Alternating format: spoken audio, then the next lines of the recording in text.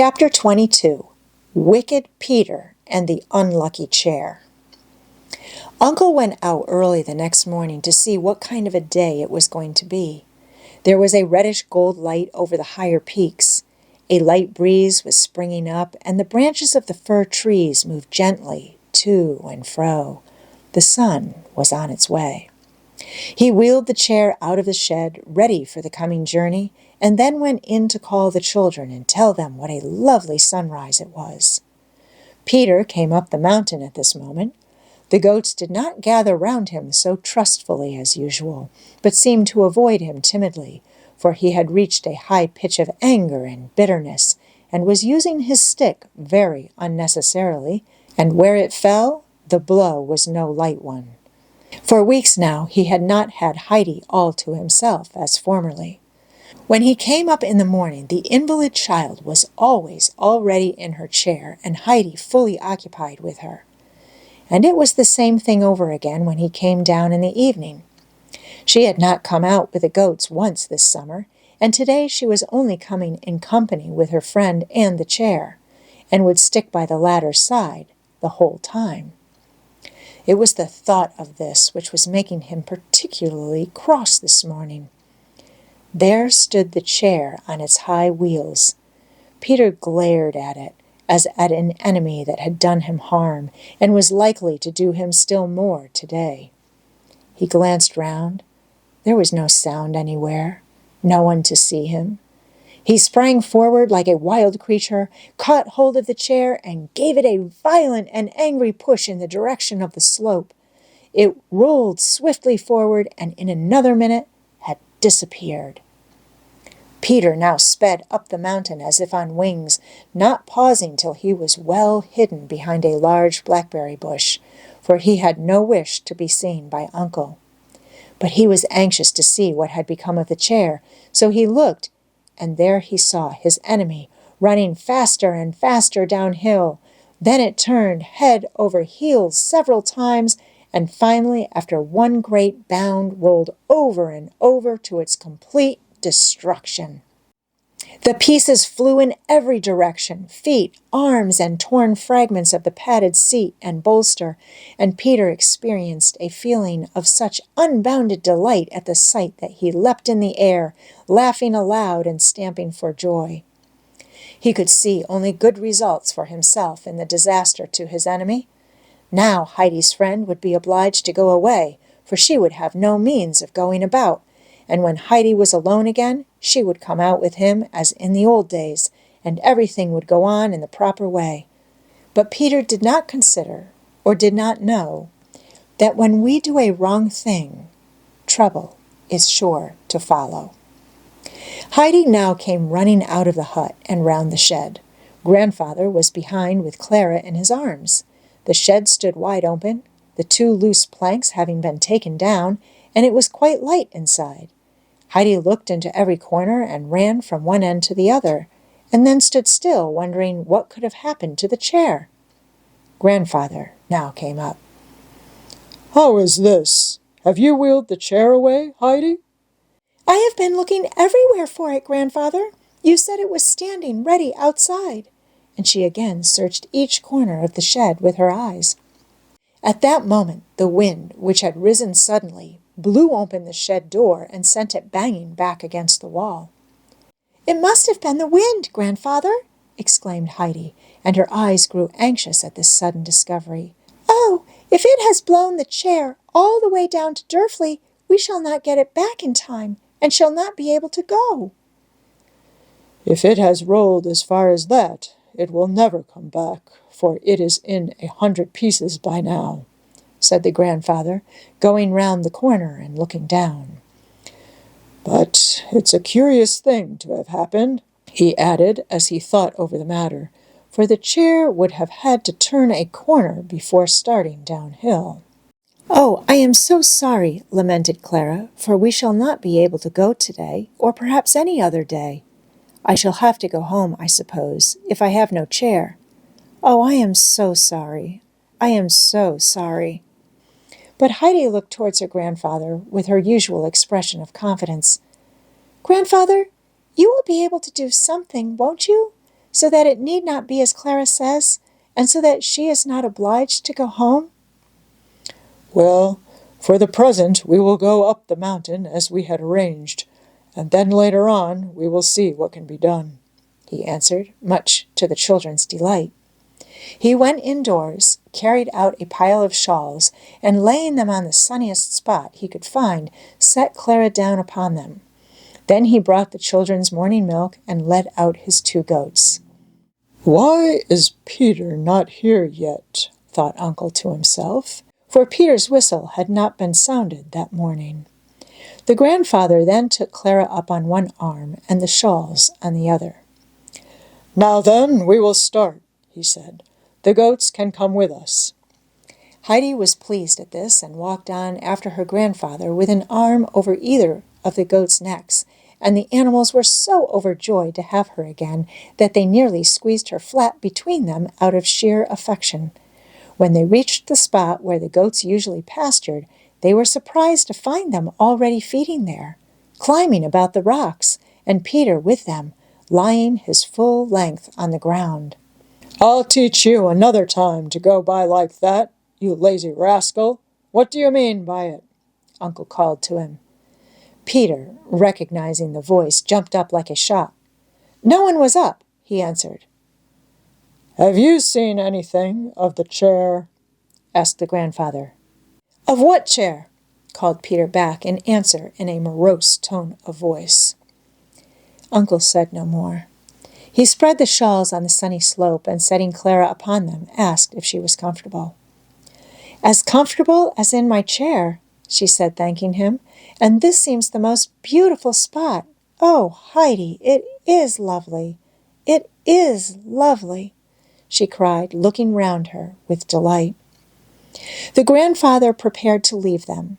They would now be safe and happy together, he said, and when it was time for dinner, Heidi was to go and bring the bag from the shady hollow where he had put it. Peter was to get them as much milk as they wanted, but Heidi was to see that it was little swan's milk. He would come for them towards evening. He must now be off to see after the chair and find out what had become of it. The sky was dark blue, and not a single cloud was to be seen from one horizon to the other. The great snowfield overhead sparkled as if set with thousands and thousands of gold and silver stars. Now and again a young goat came and lay down beside them. Snowflake came oftenest, putting her little head down near Heidi, and only moving because another goat came and drove her away. And the goats had also grown familiar with Clara, and would rub their heads against her shoulder, which was always a sign of acquaintanceship and goodwill. Some hours went by, and Heidi began to think that she might just go over to the spot where all the flowers grew, to see if they were fully blown and looking as lovely as the year before. Clara could not go until grandfather came back that evening, when the flowers probably would be already closed. The longing to go became stronger and stronger, till Heidi felt she could not resist it. "Would you think me unkind, Clara?" she said, rather hesitatingly, "if I left you for a few minutes? I could run there and back very quickly. I want so to see how the flowers are looking. But wait," for an idea had come into Heidi's head. She ran and picked a bunch or two of green leaves, and then took hold of Snowflake and led her up to Clara. "There, now you will not be alone," said Heidi, giving the goat a little push to show her she was to lie down near Clara, which the animal quite understood. Heidi threw the leaves into Clara's lap, and the latter told her friend to go at once to look at the flowers, as she was quite happy to be left with the goat. She liked this new experience. Heidi ran off, and Clara began to hold out the leaves one by one to Snowflake, who snuggled up to her new friend in a confiding manner and slowly ate the leaves from her hand. She found a strange new pleasure in sitting all alone like this on the mountainside, her only companion a little goat that looked to her for protection. She suddenly felt a great desire to be her own mistress and to be able to help others instead of herself being always dependent as she was now. Many thoughts, unknown to her before, came crowding into her mind, and a longing to go on living in the sunshine and to be doing something that would bring happiness to another, as now she was helping to make the goat happy.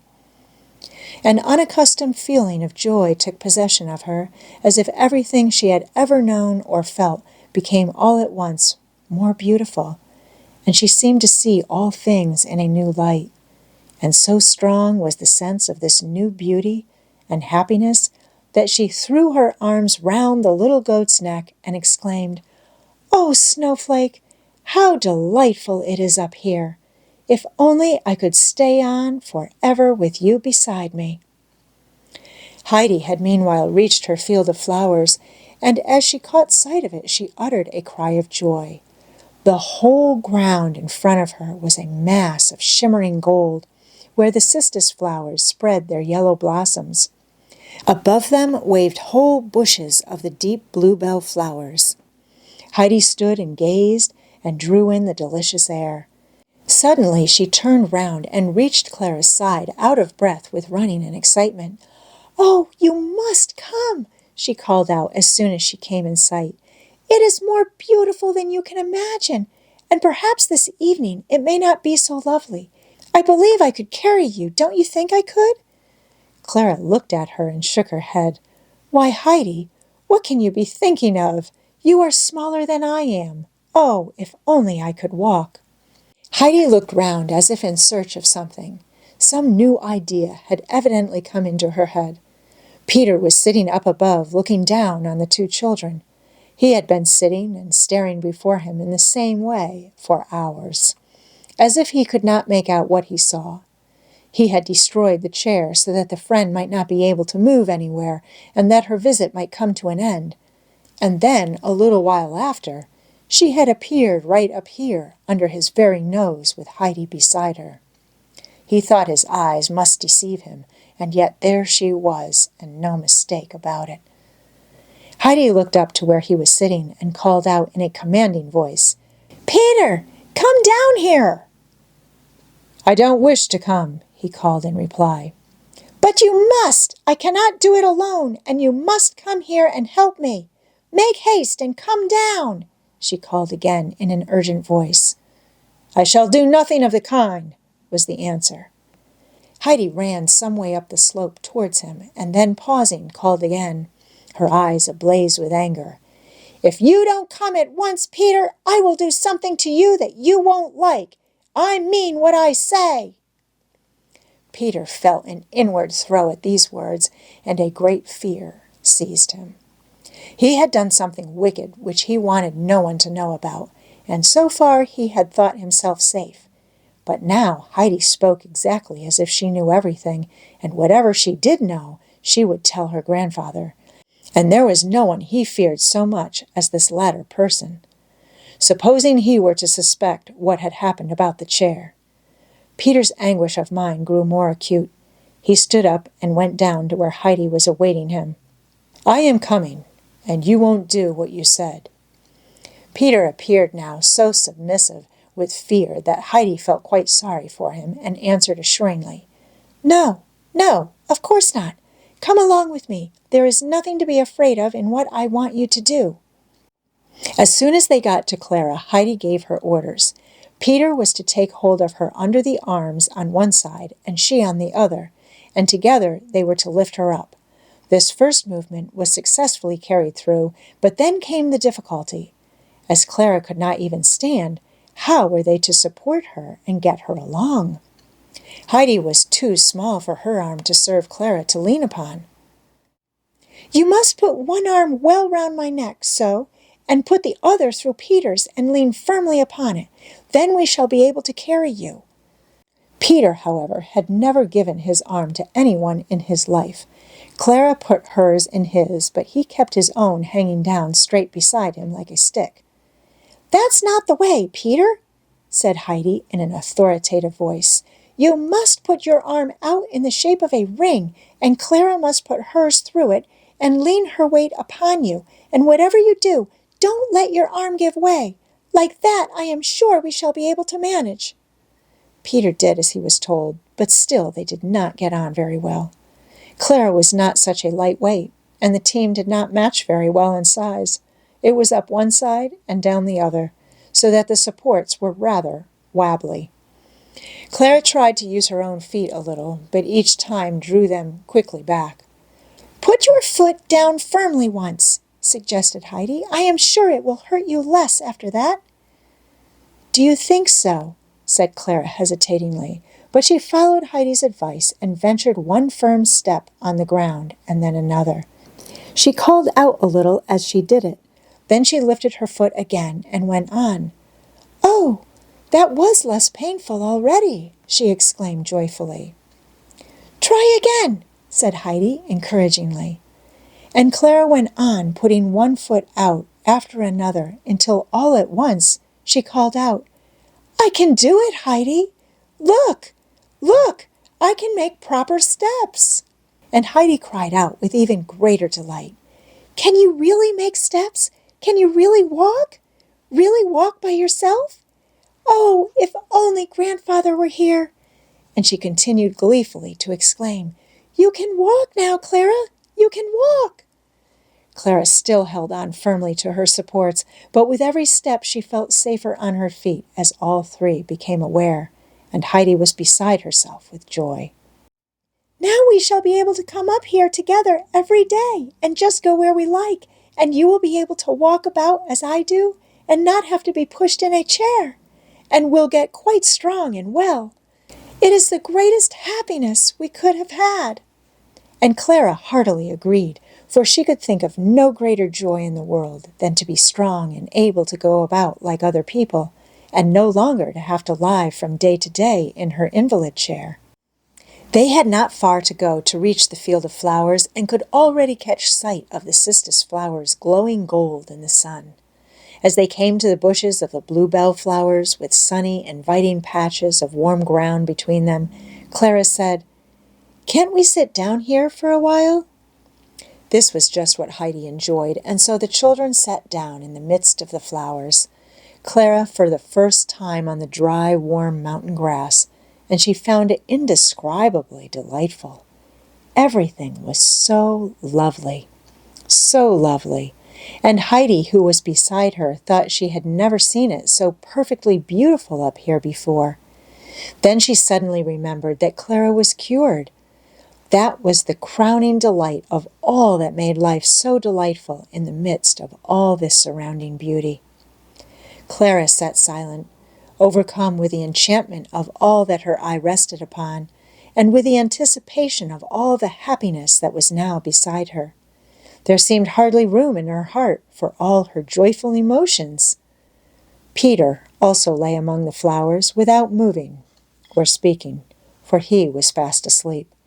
The breeze came blowing softly and caressingly from behind the sheltering rocks, and passed whisperingly through the bushes overhead.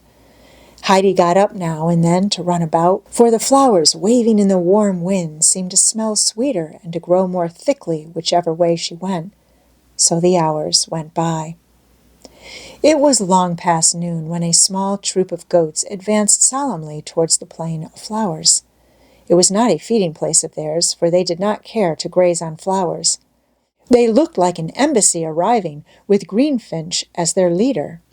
They had evidently come in search of their companions who had left them in the lurch, and who had remained away so long, for the goats could tell the time without mistake.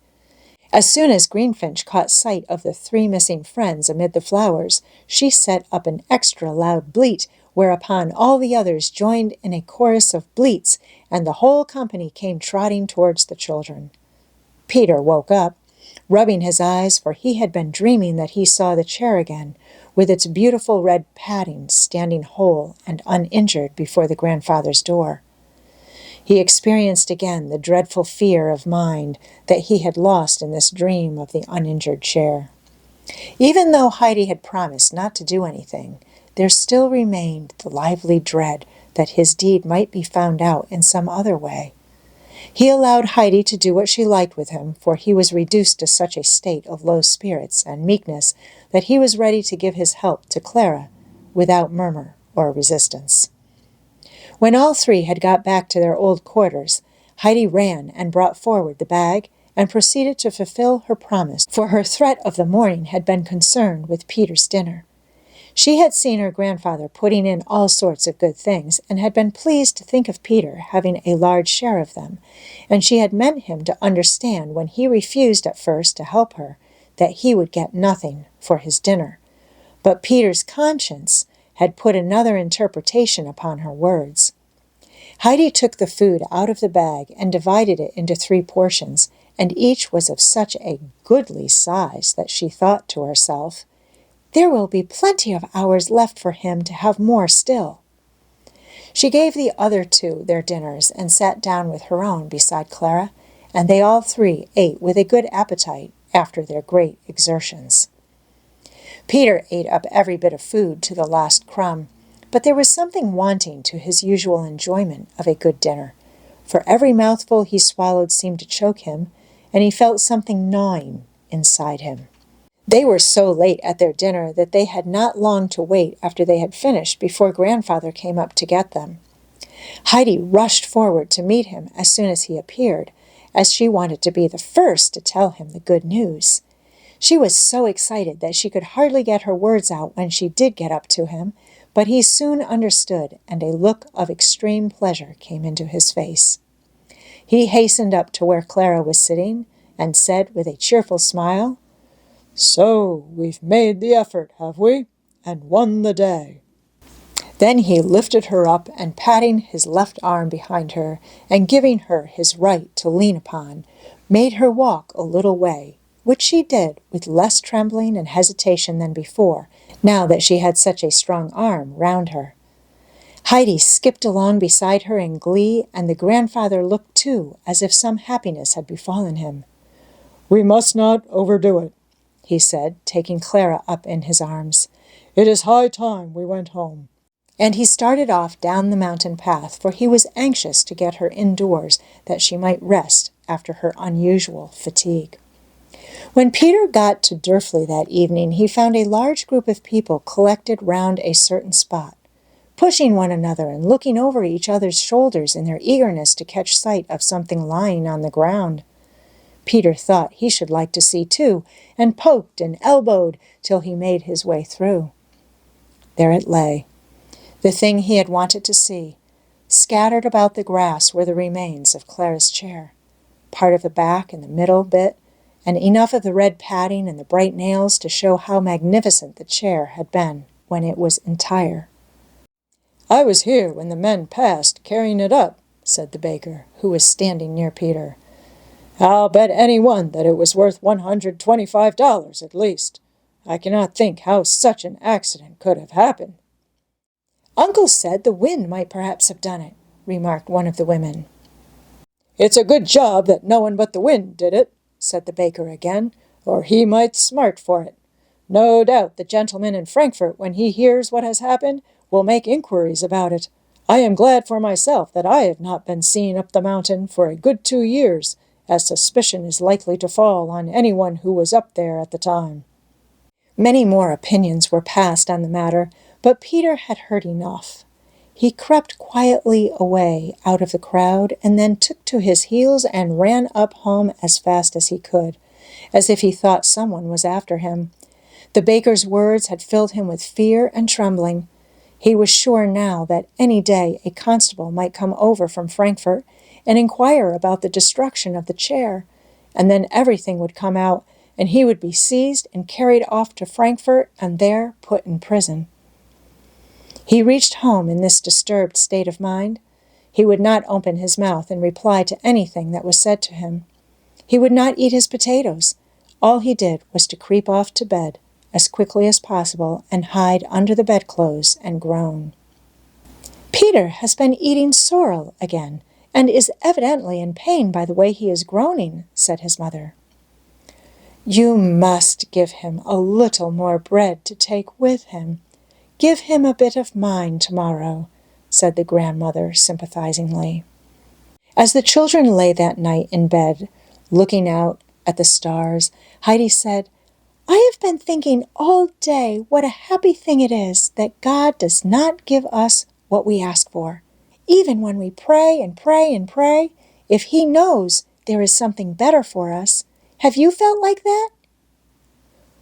"Why do you ask me that tonight, all of a sudden?" asked Clara.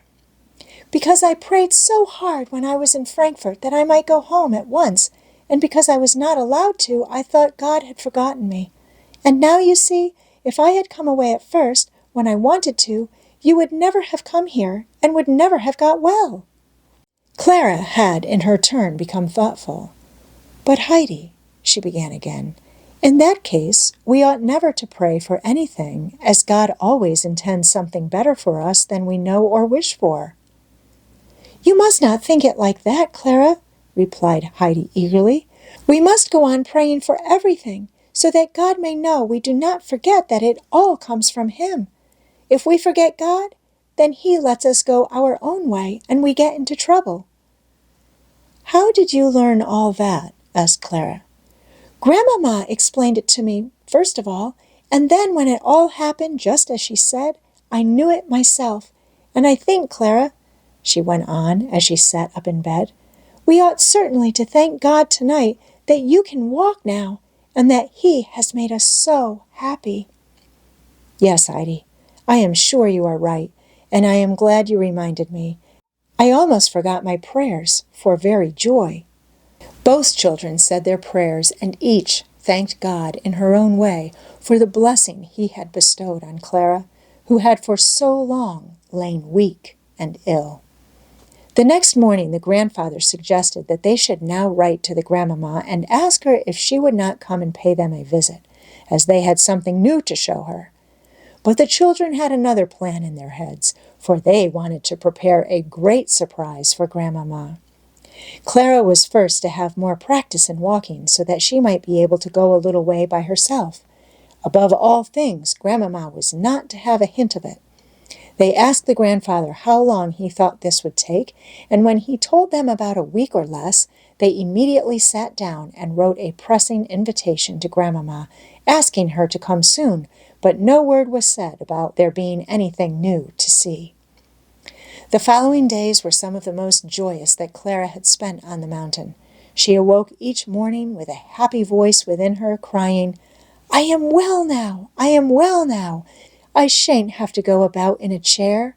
I can walk by myself like other people."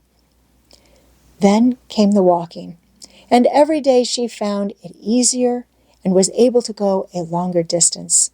The movement gave her such an appetite that the grandfather cut his bread and butter a little thicker each day and was well pleased to see it disappear. He brought out the foaming milk in a larger jug so he could fill the little bowls over and over again. And so another week went by, and the day came which was to bring Grandmamma up the mountain for her second visit.